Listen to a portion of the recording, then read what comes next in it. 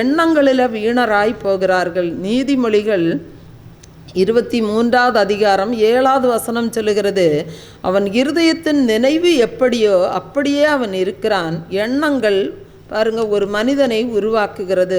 ஒரு மனிதனுக்கு நல்ல சிந்தனைகள் நல்ல எண்ணங்கள் இருக்குமானால் அந்த மனிதன் சிறந்த மனிதனாக விளங்குவான். அவனுடைய சிந்தைகள் ஆவிக்குரிய சிந்தையாக இருந்தால் தேவன் அவனுக்கு பரலோக சிந்தனைகளை கொடுப்பார். அப்போஸ்தலனாகிய பவுல் 2 கொரிந்தியர் 10வது அதிகாரம் 4-5 வசனங்களில் சொல்லுகிறார், எங்களுடைய போராயுதங்கள் மாம்சத்துக்கு ஏற்றவைகளாய் இராமல் அரண்களை நிர்மூலமாக்குகிறதற்கு தேவ பலமுள்ளவைகளாய் இருக்கிறது. அவைகளால் நாங்கள் தர்க்கங்களையும் தேவனை அறிகிற அறிவுக்கு விரோதமாய் எழும்புகிற எல்லா மேட்டிமையும் நிர்மூலமாக்கி எந்த எண்ணத்தையும் கிறிஸ்துவுக்கு கீழ்ப்படிய சிறைப்படுத்துகிறவர்களாய் இருக்கிறோம். அன்பானவர்களே, கெட்ட எண்ணங்கள் நம்முடைய உள்ளத்தில் எழும்பும் போதே நாம் தேவனை துதிக்கிற துதியை நம்முடைய உள்ளத்துக்குள்ளே கொண்டு வந்து அப்பொழுதே நாம் சாத்தானை எதிர்த்து நிற்க வேண்டும். ஒரு கிணற்றின் மேலே பாருங்கள், ஆயிரக்கணக்கான பறவைகள் பறந்து போகலாம். அதே போல் நம்முடைய சிந்தனையில் ஆயிரக்கணக்கான எண்ணங்கள் தோன்றலாம். அந்த பறவைகளை நாம் கிணற்றின் மீது உட்கார நாம் அனுமதித்தோம் என்று சொன்னால் அந்த பறவையின் எச்சமானது அந்த கிணற்றுக்குள் விழுந்து சுவரில் விழுந்து அதிலிருந்து ஆலமரம் விதைகள் தோன்றி அது வளர்ந்து அந்த கிணற்றையே தூர்த்து போட்டுவிடும். ஆகவே அது மரமாகி கிணற்றை தூர்த்து போட்டு விடுவது போல நாம் தீய எண்ணங்களுக்கு தீய சிந்தைகளுக்கு நாம் இடம் கொடுப்போமானால் நமது ஆவிக்குரிய வாழ்க்கையை அது அழித்து போட்டுவிடும். ரோமர் 12வது அதிகாரம் 2வது வசனம் சொல்லுகிறது, நீங்கள் இந்த பிரபஞ்சத்திற்கொத்த வேஷம் தெரியாமல் தேவனுடைய நன்மையும் பிரியமும் பரிபூர்ணமான சித்தம் இன்னதென்று பகுத்தறியத்தக்கதாக உங்கள் மனம் புதிதாகிறதுனாலே மறுரூபமாகுங்கள். அன்பானவர்களே, நமது எண்ணங்கள்லாம் நாம் பரிசுத்தத்தை கொண்டு வந்து நாம் ஜெயமெடுக்க வேண்டும். எலியா தீர்க்கதரிசி பாருங்க, ஏறக்குறைய 400 பாகால் தீர்க்கதரிசிகளுக்கு முன்பாக நின்று கொண்டு கர்த்தரே மெய்யான தேவன் என்பதை அவர் நிரூபிக்கும் வண்ணமாக அந்த சவாலை கொண்டவராக ஒரு பலிபீடத்தை கட்டி அதற்கு முன்பாக அவர் நின்று கொண்டு ஜெபிக்கிறார். 1 ராஜாக்கள் 18வது அதிகாரம் 37வது வசனம் சொல்லுகிறது, கர்த்தாவே, நீர் தேவனாகிய கர்த்தர் என்றும் தேவரீர் தங்கள் இருதயத்தை மறுபடியும் திருப்பினீர் என்றும் இந்த ஜனங்கள் அறியும்படிக்கு என்னை கேட்டருளும் என்றான். அன்பானவர்களே பாருங்க, இந்த ஜனங்கள் பாகாலின் பக்கமாய் திரும்பி மெய்யான தேவனை விட்டுவிட்ட ஜனங்கள். ஆகவே இந்த ஜனங்கள் கர்த்தர்தான் மெய்யான தேவன் என்று இந்த ஜனங்கள் அறியும்படிக்கு ஆண்டவர் அவர்களை சந்திக்கும்படியாக அவர் வைராக்கியம் உண்டவராக தேவ சமூகத்தில் நின்று கொண்டு அவர் ஜெபிக்கிறார். அன்பானவர்களே, இது ஒரு தேவனை மகிமைப்படுத்தக்கூடிய ஒரு ஜெபம் பாருங்க. இந்த காரியம் எப்படி இருக்கிறது பாருங்க. 1 ராஜாக்கள் 18:38 நாம் பார்க்கும்போது, அப்பொழுது கர்த்தரிடத்திலிருந்து அக்கினி இறங்கி சர்வாங்க தகன பலியையும் விறகுகளையும் கற்களையும் மண்ணையும் பட்சித்து வாய்க்காலில் இருந்த தண்ணீரையும் நக்கி போட்டது. அன்பானவர்களே, இப்படிப்பட்ட ஜெபத்தில் ஆண்டவர் பிரியமாக இருக்கிறார். ஆகவே நம்முடைய வாழ்க்கையில் நாம் கர்த்தரை அறியும்படி நம்முடைய இருதயத்தை நாம் கர்த்தர் பக்கமாக நாம் திருப்பப்பட வேண்டியது அவசியம். இந்த தேவன் யார் என்பதை நாம் உண்மையாக உள்ளத்தின் ஆழத்திலிருந்து நாம் அறிந்து கொள்ள வேண்டும். அந்த தேவனுக்கு முன்பாக நம்மை தாழ்த்த வேண்டியது அவசியம். கர்த்தாவே என்னை திருப்பும் என்று சொல்லி நாம் ஜெபிக்கும்போது அவர் நம்முடைய இருதயத்தை அவர் திருப்புவார். அதோடு நம்முடைய வாழ்க்கையையும் ஆண்டவர் சிறக்கச் செய்வார். யோபு 23:10 யோபு சொல்லுகிறார், ஆனாலும் நான் போகும் வழியை அவர் அறிவார், அவர் என்னை சோதித்த பின் நான் பொன்னாக விளங்குவேன். பாருங்க, யோபு சென்றதான பாதை யோபுவுக்கே தெரியாத பாதையாக இருந்தது. அவருடைய வாழ்க்கையில் எவ்வளோ பெரிய சோதனைகள், உடலெல்லாம் வியாதிகள், தீராத போராட்டங்கள். ஏன் எனக்கு இப்படிப்பட்ட ஒரு சூழ்நிலை, எல்லாமே அவர் இழந்து போன ஒரு நிலைமை. இந்த நிலையில் நான் சென்று கொண்டிருந்தால் என்னுடைய எதிர்காலம் என்ன, என்னுடைய முடிவு என்ன என்று சொல்லி அந்த யோபு சிந்திக்கிறார். முடிவில் அவர் எல்லாவற்றையும் அவர் கர்த்தரிடத்தில் ஒப்பு கொடுத்து நான் போகும் பாதையை அவர் அறிவார், அவர் பார்த்து கொள்வார். எனக்கு ஒருபோதும் ஆண்டவர் தீமை செய்கிற தேவன் அல்ல, எல்லாவற்றையும் அவர் என்னுடைய வாழ்க்கையில் நன்மையாக முடிய செய்வார் என்று சொல்லி ஆண்டவருடைய சமூகத்தில் அவர் ஒப்பு கொடுத்தார். ஆகவே அந்த சோதனை காலம் முடிந்ததும் நான் பொன்னாக விளங்குவேன் என்று சொல்லி அந்த யோபு முழங்குகிறதை நாம் பார்க்கிறோம். அன்பானவர்களே, இஸ்ரவேல் ஜனங்கள் எகிப்தை விட்டு வெளியே வரும்போது 40 வருஷம் அவர்கள் வனாந்தரத்தில் அலைந்து திரிந்தார்கள். அந்த மோசேயை பார்த்து இஸ்ரவேல் ஜனங்கள் அங்கலாய்த்த போது அந்த மோசே சொல்லுகிறார், உபாகமம் 2:7, இந்த பெரிய வனாந்தர வழியாய் நீ நடந்து வருகிறதை அறிவார். இந்த 40 வருஷமும் உன் தேவனாகிய கர்த்தர் உன்னோடே இருந்தார், உனக்கு ஒன்றும் குறைபடவில்லை என்றார். அன்பானவர்களே, அவர்கள் பாதையை தேவன் அறிந்திருந்தபடியினால் அவர்களுக்கு ஒரு குறையுமே ஆண்டவர் வராதபடி பார்த்து கொண்டார். அவருடைய வஸ்திரங்கள் பலதாய் போகவில்லை, அவருடைய செருப்பு தேய்ந்து போகவில்லை, அவர்களுக்கு ஆகாரத்துக்கு ஒரு குறைவு ஏற்படவில்லை. அவர்களுக்கு இறைச்சி தேவைப்பட்ட போது ஆண்டவர் காடைகளை கொண்டு வந்து கொடுத்தார். அன்பானவர்களே, நாம் எந்த பாதையில் நடந்தாலும், நாம் எப்படிப்பட்ட சூழ்நிலையில் இருந்தாலும் நம்மோடு கூட தேவன் இருக்கிறார் என்பதை நாம் ஒருபோதும் மறந்து போகக்கூடாது. ஏசாயா 43:2 சொல்லுகிறது, நீ தண்ணீர்களை கடக்கும்போது நான் உன்னோடு இருப்பேன், நீ ஆறுகளை கடக்கும்போது அவைகள் உன்மேல் புரளுவதில்லை, நீ அக்கினியில் நடக்கும்போது வேகாதிருப்பாய், அக்கினி ஜுவாலை உன் பேரில் பற்றாது. அன்பானவர்களே, கர்த்தர் நம்முடைய பாதையை திருப்புகிறவர், அவர் தெற்கத்தி வெள்ளத்தை திருப்புகிறவர். ஆகவே தேவன் நம்முடைய வாழ்க்கையிலும் அவர் பசுமையான நாட்களை கட்டளையிடுவார். இஸ்ரவேல் ஜனங்களுக்கு ஒரு நாள் அந்த மேன்மையான கானானுக்குள் அவர்கள் வந்து சேர்ந்தார்கள். அது பாலும் தேனும் ஓடுகிற தேசம், அது மலைகளும் பள்ளத்தாக்குகளும் உள்ள ஒரு செழிப்பான தேசமாக காணப்பட்டது. அன்பானவர், கர்த்தர் நமக்கும் அந்த மேன்மையான வாழ்க்கையை தருவார். ஆகவே நாம் தேவனை மாத்திரம் நம்முடைய வாழ்க்கையில் நாம் உறுதியாக பற்றி கொள்வோம். ஒரு பாடலை கூட நாம் கரங்களை தட்டி உற்சாகமாக பாடலாம். கட்டடம் கட்டிடும் சிற்பிகள் நாம், கட்டிடுவோம் கிறிஸ்தேசுவுக்காய், சுத்தியல் வைத்து அடித்தல்ல, ரம்பத்தால் மரத்தை அறுத்தல்ல என்கிறதான பாடலை நம் கரங்களை தட்டி உற்சாகமாக பாடலாம்.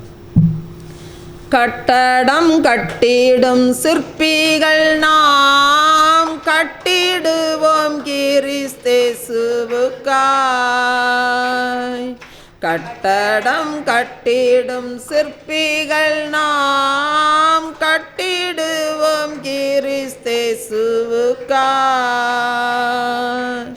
சுத்தியல் வைத்து அடித்தல்ல, ரம்பத்தால் மரத்தை அறுத்தல்ல. சுத்தியல் வைத்து அடித்தல்ல, ரம்பத்தால் மரத்தை அறுத்தல்ல. கட்டடம் கட்டிடும் சிற்பிகள் நாம், கட்டிடுவோம் கிறிஸ்தேசுவுக்காய். ஒவ்வொரு நாளும் கட்டிடுவோம், ஒவ்வொரு செயலாம் கற்களாலே. ஒவ்வொரு நாளும் கட்டிடுவோம், ஒவ்வொரு செயலாம் கற்களாலே. உத்தமரேசுவின் அஸ்திபாரம், உத்தமரேசுவின் அஸ்திபாரம் பத்திரமாக தாங்கிடுவார், பத்திரமாக தாங்கிடுவார். கட்டிடும் சிற்பிகள் நாம், கட்டிடுவோம் கிறிஸ்தேசுவுக்காய். கட்டடம் கட்டிடும் சிற்பிகள் நாம், கட்டிடுவோம் கிறிஸ்தேசுவுக்காய்.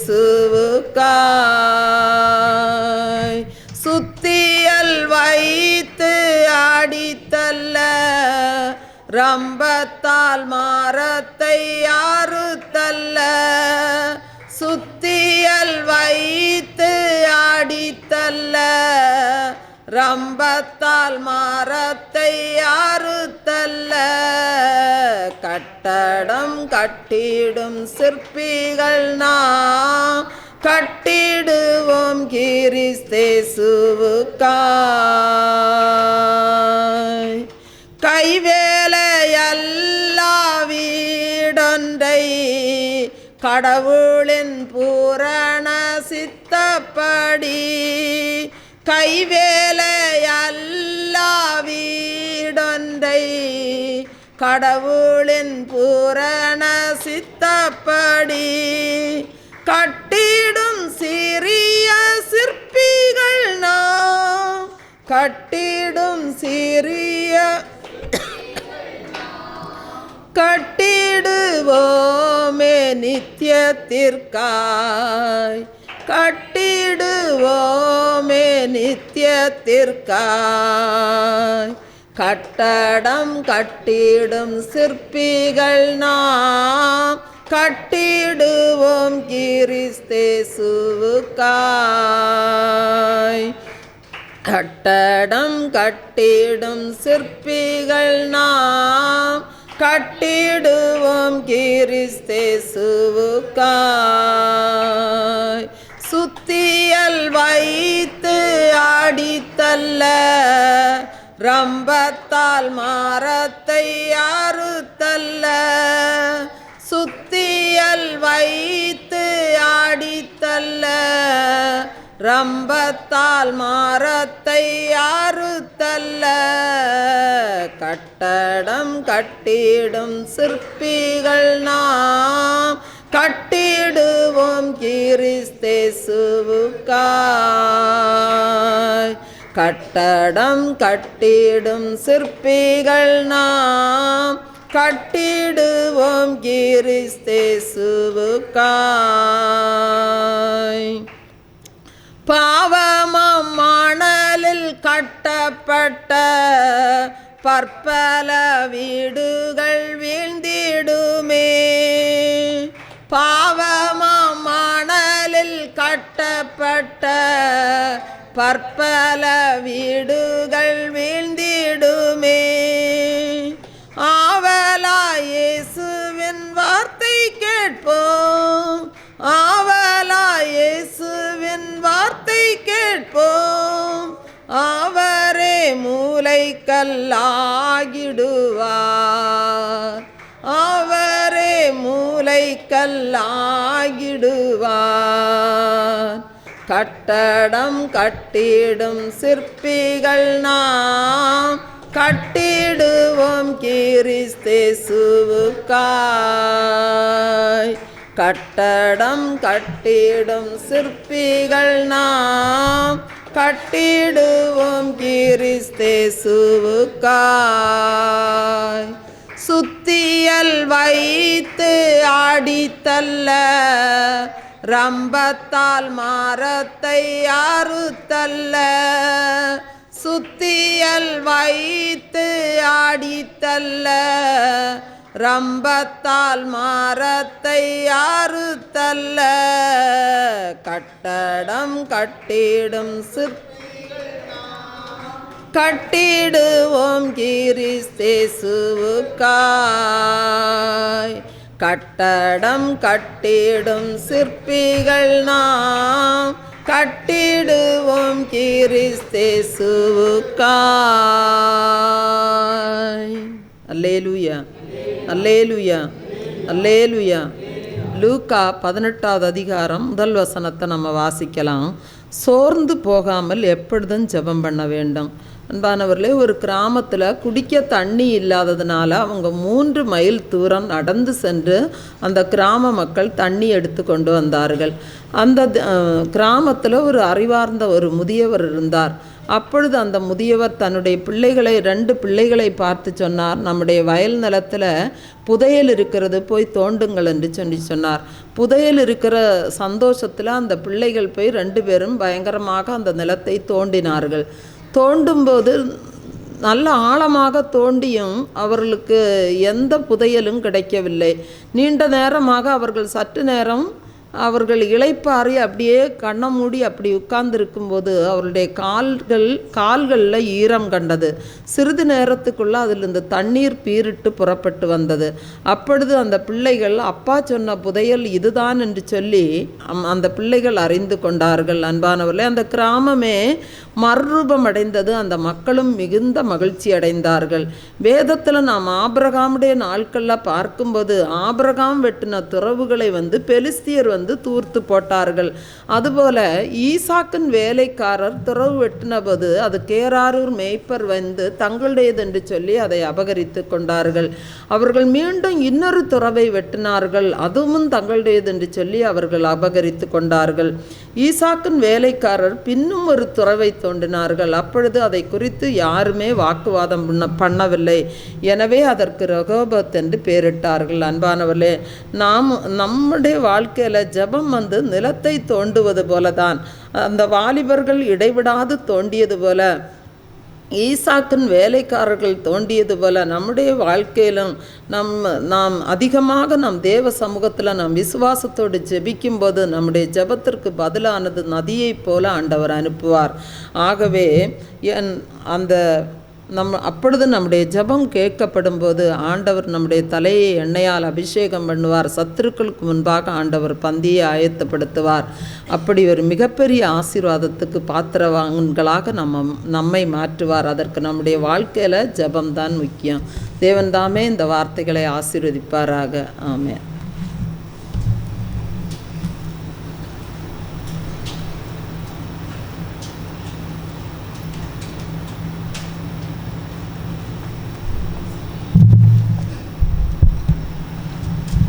Praise Lord. அன்பே கல்வாரி அன்பே, உம்மை பார்க்கையிலே என் உள்ளம் உடையுதப்பா.